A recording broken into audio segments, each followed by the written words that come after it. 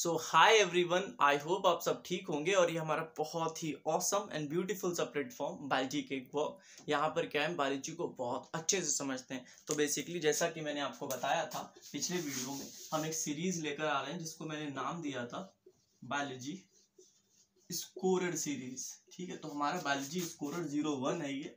तो इसमें क्या है, जो सबसे पहला मैं टॉपिक कवर करने वाला हूँ वो रहेगा principle of inheritance and variation. मैंने इसलिए चुना है क्योंकि जो जेनेटिक्स है उसका वेटेज हमेशा बहुत हाई रहता है बोर्ड्स के अंदर। ठीक है, तो उसमें भी मैं जो टॉपिक उठाने वाला हूँ वो बेसिकली रहेगा इनकम्प्लीट डोमिनेंस। इनकम्प्लीट डोमिनेंस के जब मैंने 8-10 साल के क्वेश्चन पेपर उठाए, उनका एनालिसिस किया, तो इनकम्प्लीट डोमिनेंस पे या फिर उसके एग्जाम्पल पे, क्रॉस पे भर भर के क्वेश्चन पूछे जा चुके हैं। ठीक है, और सिर्फ एनसीईआरटी से ही आता है, कुछ ज़्यादा कठिन नहीं आता। एनसीईआरटी अगर आपको पता है, चीज़ों को अगर आपने समझ लिया, अपनी लैंग्वेज में भी अगर आप चीज़ों को उतार कर आते हैं तो बहुत अच्छे मार्क्स आने वाले हैं। ठीक है, तो बेसिकली ये हमारा रहेगा बायोलॉजी स्कोरर 1। इसी प्रकार से हम ऑर्डर में पूरी की पूरी सीरीज बनाएंगे, जिससे आपको क्या है, जो मोस्टली रिपीटेड या फिर मोस्टली आस्क्ड टॉपिक्स हैं उसमें क्या प्रोबेबिलिटी बढ़ जाती है। क्योंकि हमारा जो बोर्ड्स का एग्जाम होता है ना पिछले जो क्वेश्चंस होते हैं उनको बहुत बार रिपीट करता है। फॉर एग्जांपल ऐसा कह सकते हैं, कम से कम 60 से 65 या फिर 70% जो क्वेश्चंस होते हैं पिछले क्वेश्चन से पूरी तरीके से मैच करते हैं। अगर 8-10 साल के अगर आपने पीवाईक्यूज लगा लिए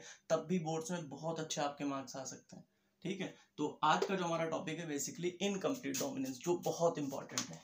तो हम सीधे अपने काम की बात पर आते हैं, इनकम्प्लीट डोमिनेंस को पढ़ना चालू करते हैं। मैं आपको बहुत अच्छे से समझाने वाला हूँ कि इनकम्प्लीट डोमिनेंस बेसिकली होता क्या है।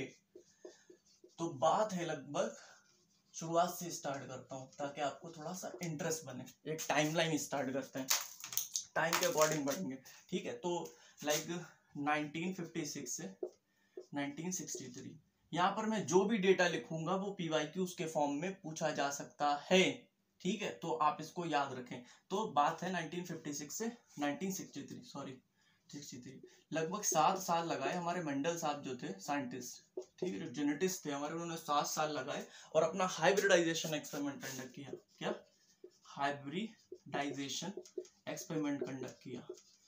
क्या करा, दो उन्होंने पेरेंट्स लिए, उनके बीच में क्रॉस कराए, फिर रिजल्ट आया। ठीक है, और कुछ ऑब्जर्वेशन आई, अपनी जो जनरल फाइंडिंग्स थी उन्होंने क्या किया, अपना जो रिसर्च पेपर था उसके अंदर पब्लिश करवा दिया। ठीक है, तो पब्लिश करवा दिया तो 1965 के टाइम, सॉरी 1965 में लगभग ये हमारा इनका पब्लिश हो गया। और लाइक 1985 के आसपास इनकी डेथ हो गई। तो इन्होंने अपने जो लाइक के 7-8 साल लगाकर चीज़ों को ऑब्जर्व किया। ठीक है, चीज़ों के जो कंक्लूजन या फिर रिजल्ट मिले, इनको ऑब्जर्वेशन मिले, वो इन्होंने रिसर्च पेपर में पब्लिश करवा दिया। ठीक है, और उस वक्त वो चीज़ टोटली यूनिक थी। उस वक्त के जो साइंटिस्ट थे ना, इन्होंने क्या किया, बायोलॉजी के साथ मैथ भी ऐड कर दी। तो उस टाइम के जो बायोलॉजिस्ट थे ना, उन्हें ये चीज़ समझ में ही नहीं आई और इनकी डेथ हो गई 1985 के पास में। तो वहां पर जो पूरी की पूरी इंफॉर्मेशन थी वो दबकर रह गई। फिर इसके बाद क्या हुआ, 1900 के टाइम पर, लाइक 1900 के टाइम पर 3 साइंटिस्ट आए हमारे, और इनका नाम बहुत इंपॉर्टेंट है, ये पूछ सकते हैं बोर्ड्स के अंदर। Carl Correns, Erich von Tschermak and Hugo de Vries, तीनों के तीनों साइंटिस्ट का नाम आप याद रखें। ये आए, इन्होंने क्या किया, मेंडल के काम की रिडिस्कवरी की। इन्होंने फिर देखा, जो रिसर्च पेपर जो मेंडल ने पब्लिश किए थे उनको पढ़ा और देखा, क्या इनको क्या मिला, ये टोटल जितनी भी बातें मेंडल ने बताई थी सारी की सारी सही थी।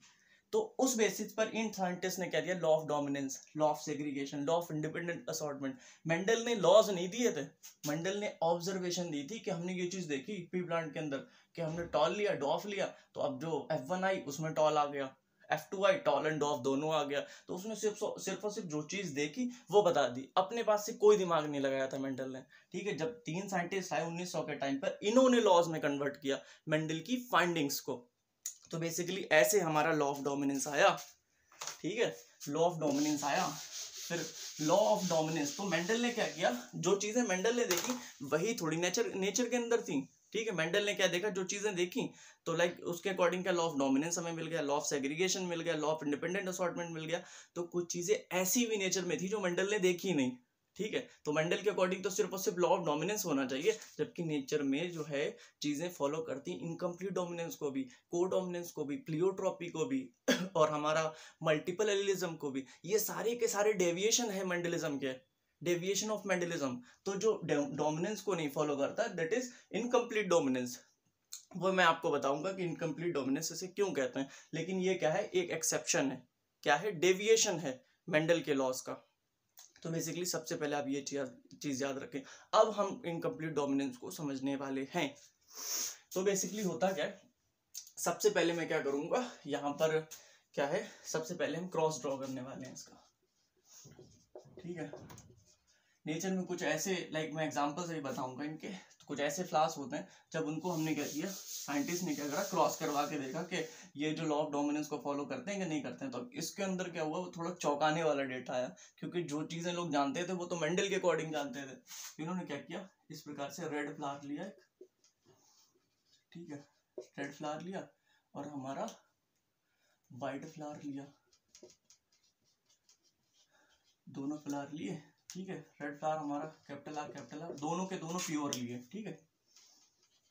अब मैं प्योर का मतलब आपको बता दूं, if this is capital T this is pure, या फिर होमोजाइगस, के दोनों सिर्फ और सिर्फ टॉलनेस को यहाँ पर कोड करेंगे। दिस इज इम्प्योर, या फिर हम इसको हेट्रोजाइगस भी कह सकते हैं, ठीक है। तो ये प्योर, ये इम्प्योर, तो बेसिकली ये क्या, ये भी हमारा प्योर है, ये भी हमारा सिर्फ और सिर्फ प्योर है। तो प्योर का मतलब क्या, सिर्फ एक प्रकार के ट्रेट को कोड करेंगे, ये सिर्फ रेडनेस को कोड करेगा और ये सिर्फ व्हाइटनेस को कोड करेगा, ठीक है। तो यहाँ पर हेट्रोजाइगस कंडीशन नहीं, हमने सिर्फ और सिर्फ प्योर पेरेंट उठाए, अब इनका क्रॉस करवा दिया आपस में हमने क्या करवा दिया, क्रॉस करवा दिया। तो F1 जनरेशन जो हमारी आई, तो अकॉर्डिंग टू मेंडल, मैं आपको लॉ ऑफ डोमिनेंस जो क्रॉस था उसका वो समझा देता हूँ। मेंडल ने क्या किया, दो इस तरीके से प्लांट लिए थे, क्या, एक टॉल लिया, एक डॉफ लिया, ये लंबा पेड़ ले लो, एक डॉफ पेड़ ले लो, मतलब प्लांट ले लो, ठीक है। इसके बीच में थोड़ा ऊपर बना देता हूँ, आपको चीजें रिकॉल करवा रहा हूँ सिर्फ और सिर्फ, ताकि आप रिलेट कर सकें। इसको क्रॉस करवाया हमने डॉफ प्लांट से, this is tall and this is dwarf. तो हमें जो F1 जनरेशन या F1 प्रोजेनी मिली, वो क्या, सिर्फ और सिर्फ टॉल मिली। तो मेंडल ने बेसिकली क्या बोला था, जब हम किसी होमोजाइगस, जो दो प्योर, जब हम पेरेंट को क्या करवाते हैं, क्रॉस कराते हैं, जो F1 प्रोजेनी मिलेगी दोनों में से एक से मैच कर जाएगी। लेकिन यहाँ पर ये चीज नहीं होती। तो आप देख सकते हैं यहाँ पर हमारे दो पेरेंट क्या है, रेड फ्लावर है या व्हाइट फ्लावर है, तो F1 प्रोजेनी क्या आना चाहिए, या तो रेड है या फिर व्हाइट है। लेकिन आता क्या है, बेसिकली यहाँ पर हमें मिल जाता है, तो हमारा जो बेसिकली जीनोटाइप बनेगा वो तो ये बनेगा, फ्लावर मिला हमें पिंक, जबकि मिलना क्या चाहिए, या तो रेड मिलता है या व्हाइट मिलता, कि रेड व्हाइट के ऊपर डोमिनेंट होता है तो रेड मिलना चाहिए था, मिला क्या, pink. So this is called incomplete dominance. समझ रहे हैं आप, कि हमारा जो F1 प्रोजेनी है, according to incomplete dominance, F1 progeny है वो दोनों में से किसी भी पेरेंट से मैच नहीं करेगी, ठीक है। तो दिस इज इनकम्प्लीट डोमिनेंस। अगर कंप्लीट डोमिनेंस होता, रेड व्हाइट के ऊपर क्या करता, डोमिनेंस बना लेता, तो सिर्फ और सिर्फ हमें रेड अपीयर होना चाहिए था। जबकि यहाँ क्या हुआ, ना व्हाइट दिखा ना रेड दिखा, ठीक है। तो हमारा जो F1 प्रोजेनी है वो किसी भी पेरेंट से मैच नहीं कर रहा, इसलिए ये कहलाता है हमारा इनकम्प्लीट डोमिनेंस। अब हम क्या करने वाले, आगे सेल्फिंग करवाने वाले हैं। सेल्फिंग का मतलब क्या होता है, सेम पेरेंट्स, एक प्रकार के जो F1 प्रोजेनी आई, ठीक है, कैपिटल आर स्मॉल आर, हम इसी की क्या करवा दे रहे हैं, इसकी सेल्फिंग करवा दे रहे हैं, ठीक है। जो अब हमें मिलने वाला है, कैपिटल आर स्मॉल आर, ये हमें चार प्रोजेनी मिलेंगी, ठीक है। सो दिस इज, यहाँ पर F2 लिखते हैं, F2 प्रोजेनी, दिस इज हमारा red and this is pink, this is white. तो एक चीज मैं आपको बता दूं, जो हमारा F1 प्रोजेनी थी उसके अंदर फिनोटाइप कितने मिले, फिनोटाइप एक मिला, क्या मिला, पिंक मिला। जीनोटाइप कितने मिले, जीनोटाइप भी एक मिला, क्या मिला, आर स्मॉल आर। और यहाँ पर इसी प्रकार से अगर हम देखें, जो F2 में हमें, F2 के अंदर फिनोटाइप क्या मिला, फिनोटाइप मिला red pink and white, red pink and white. तो फिनोटाइप कितने मिले, तीन मिले। तो ये हमारा जो रेड है basically 1/4, this is 2/4 and this is 1/4। तो हमारा F2 का जो फिनोटाइप है वो कितने हैं, बेसिकली मैं यहाँ पर लिख देता हूँ 2, ठीक है, सॉरी 3, 2 तो according to law of dominance होता है, यहाँ पे 3। जो हमारा जीनोटाइप है वो क्या है, कैपिटल आर स्मॉल आर, ठीक है। तो कैपिटल आर 1/4 है, ये 2/4 है एंड दिस इज 1/4। तो जीनोटाइप कितना मिला, जीनोटाइप भी 3 मिला। तो आप अगर फिनोटाइपिक रेशियो यहाँ पर देखेंगे, ठीक है, F2 में अगर आप फिनोटाइपिक रेशियो देखेंगे क्या आ रहा है, 1:2:1। जीनोटाइपिक रेशियो देखेंगे क्या आ रहा है, 1:2:1। ब्लू से ही लिख देता हूँ, ये ब्लैक हो गया, 1:2:1। तो आप देख सकते हैं 1:2:1। और जबकि होना क्या चाहिए था अकॉर्डिंग टू मेंडलिज्म, या फिर जब हम क्या करते हैं लॉ ऑफ डोमिनेंस के अकॉर्डिंग क्या आता है हमारा जो फिनोटाइपिक रेशियो आता है, फिनोटाइपिक रेशियो और genotypic ratio. Phenotypic ratio F2 generation में क्या आता है 3:1। समझ रहे हैं आप, 3:1 के 3 टॉल होते हैं, 1 डॉफ होता है। जबकि यहाँ पर क्या हुआ, एक रेड है, 2 पिंक है, एक वाइट है, 1:2:1। तो ये लॉ ऑफ डोमिनेंस का एक्सेप्शन हुआ ना, डेविएशन, क्योंकि मेंडलिज्म को फॉलो नहीं कर रहा है। तो आप देख सकते हैं जेनोटाइपिक रेशियो सेम रहता है, वो भी 1:2:1, और वहां पर भी इसी प्रकार से 1:2:1 आता है। तो मैं सिर्फ और सिर्फ मेंडल का जो लॉ ऑफ डोमिनेंस दे रखा था पी प्लांट की हाइट के ऊपर, उससे रिलेट कर रहा हूँ ताकि आपको पता चल सके ये फर्क क्या है। एक्चुअली ये कोई ज्यादा कठिन नहीं है। हमने क्या किया, 2 फ्लावर लिए, प्योर रेड लिया एंड प्योर व्हाइट लिया, उनके बीच में क्रॉस करवा दिया। तो हमें जो नेक्स्ट जनरेशन मिली है, फिर F1 प्रोजेनी मिली, वो पिंक मिली। तो वो दोनों से मैच नहीं कर रहे, इसलिए हम इसको कर रहे हैं इनकम्प्लीट डोमिनेंस। ये डोमिनेंस कब होता है, जब यहाँ पर रेड दिख जाता, यानी कि रेड हमारा जो होता है वो इसके ऊपर डोमिनेंस रखता है। ठीक है, तो ये दिख जाता, ये छुप जाता। तो अब फिर हमने सेल्फिंग की फिर F2 जनरेशन में क्या हुआ, रेड पिंक एंड व्हाइट तीनों के तीनों दिख गए। ठीक है, तो जो फेनोटाइप थे वो नंबर में कितने आए, 3 आए, जबकि आना कितने चाहिए, 2 आना चाहिए था according to law of dominance. यहाँ पर क्या है 1:2:1। यहाँ पर ये रेशियो जो है फिनोटाइपिक रेशियो भी वेरी कर गई। ठीक है, तो इसलिए हमारा ये है जो डेविएशन है लॉ ऑफ डोमिनेंस का। अब मैं आपको इसके एग्जाम्पल, पहले मैं इनकम्प्लीट डोमिनेंस के अंदर 3-4 पॉइंट लिखवा देता हूँ। इनकम्प्लीट डोमिनेंस के अंदर 3-4 पॉइंट लिखवा देता हूँ जो इम्पोर्टेंट है।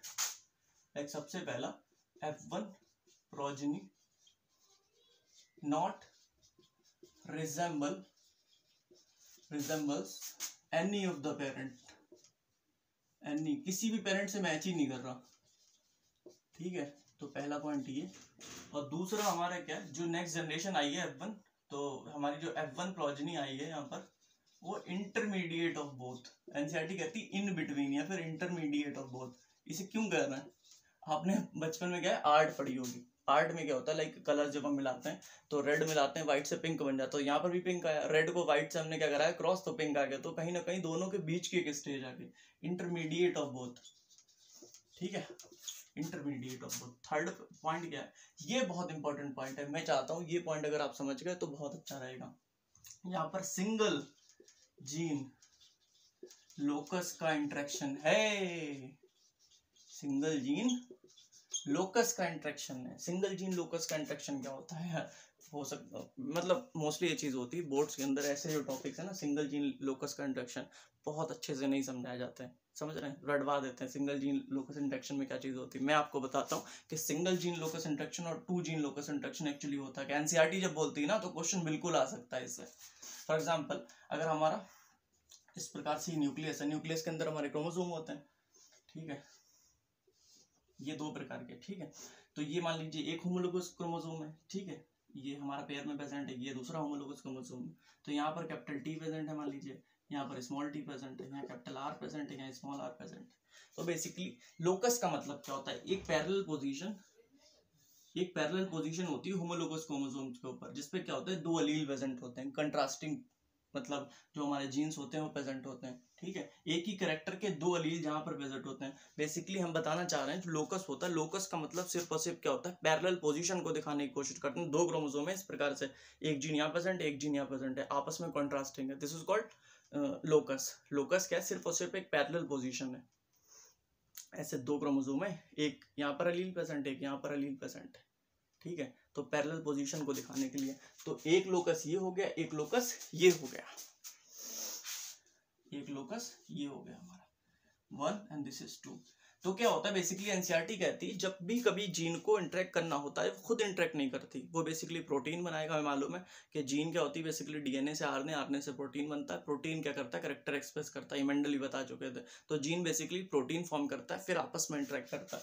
तो इसने मान लीजिए ये अगर न्यूक्लियस है, ये साइटोप्लाज्म रहा होगा, तो बाहर का इस प्रकार से प्रोटीन फॉर्म कर दी, इसने अपनी प्रोटीन फॉर्म कर दी। इसने मान लीजिए ये इस प्रकार से कोई प्रोटीन फॉर्म कर दी, इसने मान लीजिए कोई ऐसे प्रोटीन फॉर्म कर दी। तो बेसिकली क्या है, दिस इज 1 लोकस। ठीक है, ये दोनों के दोनों जीन जो हैं वो एक ही लोकस के हैं, इसकी प्रोटीन ये, इसकी प्रोटीन ये, जब आपस में ये इंटरेक्ट करेंगी ना, एक लोकस की 2 जीन की जो प्रोटीन इंटरेक्ट करते हैं, this is called 1 gene locus interaction. This is also one gene locus interaction, क्योंकि यहाँ पर भी एक ही लोकस की दो जो जीन है उन्होंने अपनी प्रोटीन बनाई, आपस में इंटरेक्ट करा ली, ठीक है, इस प्रकार से प्रोटीन इंटरेक्ट करती है। तो this is one gene locus interaction, this is also one gene locus interaction. पर अगर ये आपस में इंटरेक्ट कर जाए, ये एक लोकस की प्रोटीन है, ये दूसरे लोकस की प्रोटीन है, तो this is called two gene locus interaction, ठीक है। तो वन जीन लोकस इंटरेक्शन में बेसिकली वन लोकस आता है, वन लोकस का मतलब एक कैरेक्टर, जहां पर एक कैरेक्टर इन्वॉल्व हो, एक कैरेक्टर के दो ट्रेड, ठीक है। तो इस तरीके से आप समझे, कैपिटल टी स्मॉल टी क्या है, यहाँ पर हमारे दो ट्रेड बनाते हैं ना प्लांट हाइट के, तो plant height is a character and tallness and dwarfness उसके ट्रेट होते हैं, तो इस प्रकार से होता है। तो जब हम बात करेंगे मोनोहाइब्रिड क्रॉस की, उसके अंदर सिर्फ और सिर्फ सिंगल कैरेक्टर हमारा इन्वॉल्व होता है, सिंगल कैरेक्टर इन्वॉल्व होता है, तो वहां पर सिंगल जीन लोकस इंटरेक्शन। जब हम डाई हाइब्रिड क्रॉस की बात करेंगे, वहां पर दो कैरेक्टर इन्वॉल्व होते हैं, ठीक है। तो कहीं ना कहीं ये लोकस इंटरेक्ट करता होगा आपस में डाई हाइब्रिड क्रॉस के अंदर।